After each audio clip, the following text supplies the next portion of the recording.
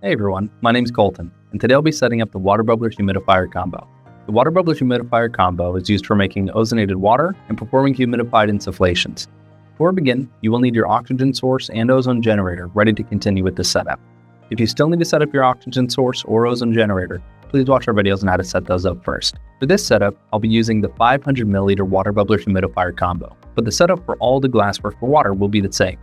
You'll need the flask, the stem, 3 feet of silicone hose, the ozone destruct system, and the 5-foot section of silicone with the check valve that was included with the ozone generator. To begin, you'll want to fill your flask with distilled water or low mineral content water.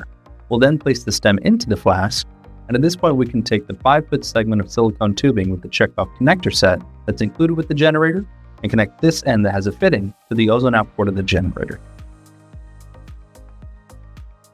We'll then take the other end of the tube and attach it to the top segment of tubing on the stem. Now we will take the 3-foot section of tubing and attach one end to the lower connection coming off the stem.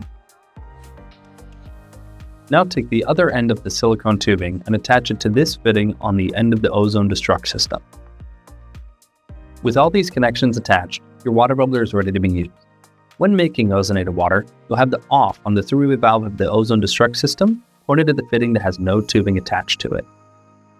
To make ozonated water, you'll set your oxygen flow rate to 1/8 and power on your ozone generator with its dial set to the highest setting. For 500 milliliters of water, you'll let this bubble for 15 minutes. After that time has elapsed, you can then power down your ozone generator and turn off your oxygen source. You will also want to disconnect the tubing from the ozone output to help prevent the backflow of water into the generator. At this point, you can now use your ozonated water.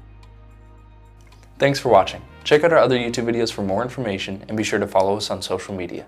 Make sure to hit that like and subscribe button and hit that notification bell for future videos.